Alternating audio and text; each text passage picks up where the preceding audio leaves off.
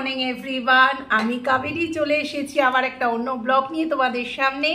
চান টান করে পুজো সেরে সব কিছু করে একতরফ খাওয়া হয়ে গেছে, ডিম পাউরুটি খেয়েও 2 পিস খেয়েও পেট ভরেনি, তাই আবার কফি নিয়ে বসে গেছি। সঙ্গে দেখো এখন কড়া চিপস খাচ্ছি। আজকে নিজেকে খুব রিল্যাক্স মনে হচ্ছে, কারণ সকালে টিউশন নেই, তাই সব কাজ আমার শেষ। তা বন্ধুরা, আমার ব্লগগুলো কেমন লাগছে তোমাদের ইনবক্সে কমেন্ট করে জানিও প্লিজ।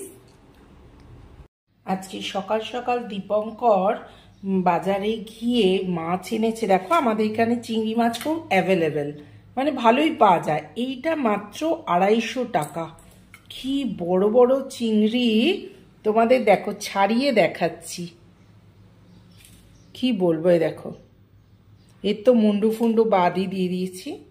এ দেখো এত বড় বড় চিংড়ি এইখানে 250 টাকা। চিংড়ির এখানে দাম অনেক কম, দেখতে পাচ্ছ। ওই জন্য অনেক চিংড়ি এনেছে, কিছু তাওয়া ফ্রাইয়ের জন্য রাখছি। আফটার অল আমরা তো গরমে আমাদের একটু সব দেখতেই হয়। এত চিংড়ি মাছ আমরা কি করে খাবো বলো। কিছুটা ছাড়াতে ছাড়াতে হঠাৎ তোমাদের সামনে চলে এলাম। আমি আবার কাঁটা দিয়ে ছাড়াই, কারণ কাঁটা দিয়ে পিঠে শীতটা আমি বার করতে খুব কমফোর্টেবল হয় আমার। আর কিছু চিংড়ি আমি লাউ চিংড়ি করবো, আর কিছু তাওয়া ফ্রাই করব।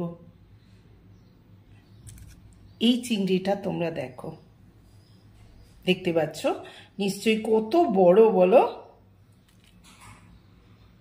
ছাড়িয়ে নিলাম দেখো, নিয়ে এবার লেবুর রস একটু, আর এই যে লেবু কেটে রেখেছি, আরও যদি লাগে জানি না। এর ভেতর একটু আদা রসুনের পেস্ট, লঙ্কা গুঁড়ো, হলুদ গুঁড়ো সব দিয়ে এটাকে ভালো করে মাখিয়ে রেখে দেবো। আর করবার সময় আমি একটুখানি এর সাথে কর্নফ্লাওয়ার ইউজ করি। দেখো কি বড় বড় না, খুব ভালো লাগে। আমাদের ওখানে চিংড়িতে এইরম সাইজে প্রচুর দাম হবে, কিন্তু এখানে খুব জোর 250-300, এর বেশি নয়।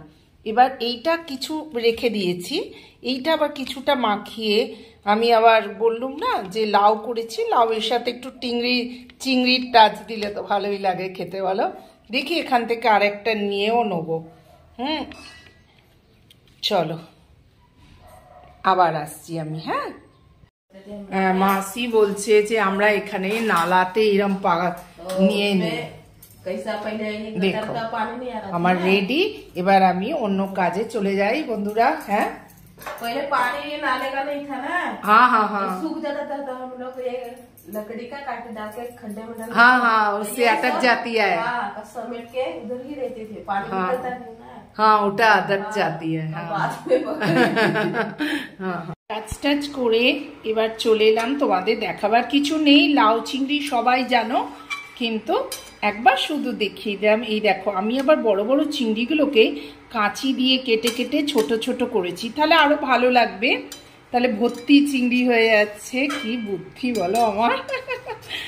চলো, লাউ চিংড়ি হয়ে গেছে, এবার উচ্ছে দিয়ে একটা প্রিপারেশন করব, তারপর মাছটা একটু তাওয়া ফ্রাই করবো। তো এই আমাদের লাঞ্চ আজকে। তো অনেকে আছে বন্ধুরা যারা অনেক, হ্যাঁ সব বন্ধুরাই ভালোবাসে যে অনেক ফিটফাট হয়ে সেজে বুঝে বসার। আমার মেয়েও বলে, মা তুমি একটু ঠিকঠাক হয়ে বসবে, কিন্তু কি জানি আমি পারি না। যেরকম আমি নিজে যেরকম থাকি সেরকমই তোমাদের সামনে তুলে ধরার চেষ্টা করি। তাতে আমি জানি আমার বন্ধুরা রাগ করবে না, সেজে গুজে এইভাবে প্রেজেন্টেবল হয়ে আমি বসতে পারি না। যাই হোক, আমি যেরকম সেরকম। হ্যাঁ, তো চলো আজকে দিনটা আমি শুরু করি। কি করব সারাদিন, কি না করব। আর রান্না তো দেখছোই, আমি যা যা রান্না করি তোমাদের সাথে শেয়ার করি। আমি এত ভালো রান্না করি না বন্ধু। তো চলো, আজকে কিছু ফুলের কাজ আছে। সেদিনকে আমি ফুলের কিছু এনেছি, ফুল গাছ এনেছি, আজকে সেটা লাগাবো। তো অবভিয়াসলি তোমরা তোমার সঙ্গে থাকবে। তো চলো, ছোট্ট বাগানে স্বাগত। এই গাছটার তো অবস্থা খারাপ, আবার যখন জুঁই ফুল হবে এখানে ভর্তি দিয়েছে। এই গাছগুলো তো এখন চলবেই বলো, এই সময় তো গাঁদা ফুলের সিজন। এই দেখো কি সুন্দর ফুল এসছে না, খুব সুন্দর ফুল এসছে। স্টার্ট আমার ফুলের সব কিছু একটু মাটি টাটি দিয়ে ঠিক করে বসিয়ে নিয়ে, এই দেখো সব রেডি করে এবার বসছি।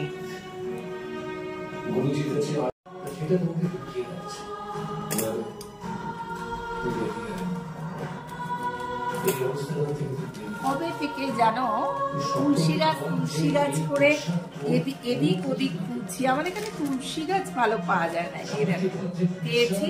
চলো আজকে বসাই, এই ছোট্ট এটার ভেতর বসবে কিনা দেখি।